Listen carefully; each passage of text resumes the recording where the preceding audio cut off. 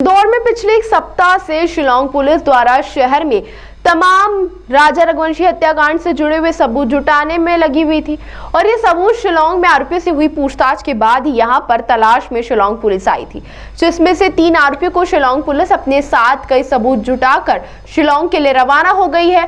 अब पूरे प्रकरण में सभी आरोपियों से बारीकी से शिलांग में पूछताछ की जाएगी। राजा रघुवंशी हत्याकांड की मिस्ट्री भारत के 3 राज्यों के साथ प्रदेश के 3 जिलों से आरोपियों को पकड़ा गया। पूरे मामले में बताया जा रहा है कि सोनम और राज ने स्वीकारा था। इंदौर के हीराबाग कॉलोनी स्थित जिस फ्लैट में राजा की हत्या के बाद सोनम रुकी थी, वहां एक बैग रखा है जिसमें 5 लाख रुपए, पिस्तौल, लैपटॉप और सोने के आभूषण है। उसमें ही राजा की सोने की चेन रखी हुई है।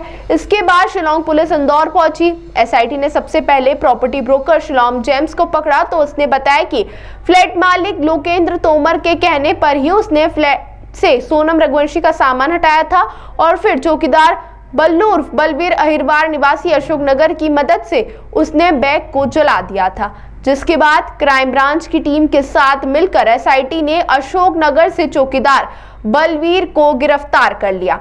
शुरुआत से ही शिलांग जेम्स पूरे मामले से खुद को अनभिज्ञ बताता रहा और कहने लगा कि मैंने सिर्फ बैग जलाया, उसके अंदर जो सामान था वह फ्लैट मालिक लोकेंद्र तोमर ने निकाल लिया था, क्योंकि फ्लैट की 2 चाबियां अक्सर उसके पास रहती हैं। इस पर पुलिस ने फ्लैट मालिक लोकेंद्र की तलाश की तो इसकी लोकेशन ग्वालियर के गांधीनगर इलाके में मिली। इस पर ग्वालियर क्राइम ब्रांच की मदद से लोकेंद्र को गिरफ्तार कर शिलांग पुलिस बुधवार को इंदौर पहुंची और यहाँ उसका सामान शिलांग जेम्स से निकलाया गया। लोकेंद्र को देखकर शिलांग चुप रहा और जब एसआईटी ने सख्ती बरती तो कहने लगा कि उसे मारना मत, वह सब कुछ सच बताएगा।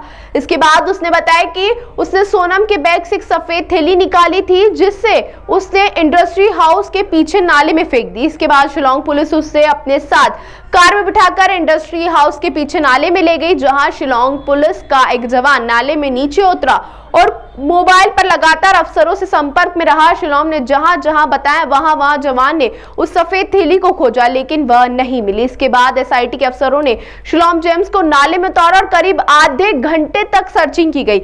इसके बाद शिलांग जेम्स को वह सफेद थैली मिल गई जिसे उसने नाले में फेंका था। बताया गया कि उक्त थैली में पिस्तौल थी, जिसका जिक्र पूछताछ में सोनम और राज कुशवाहा ने अफसरों से किया था। पिस्तौल मिलने के बाद एसआईटी की टीम शिलांग जेम्स को उसके घर ले गई, जहां घर के साथ उसकी कार की सर्चिंग की गई तो उसमें करीब 50,000 रुपए शिलांग पुलिस को बरामद हुए।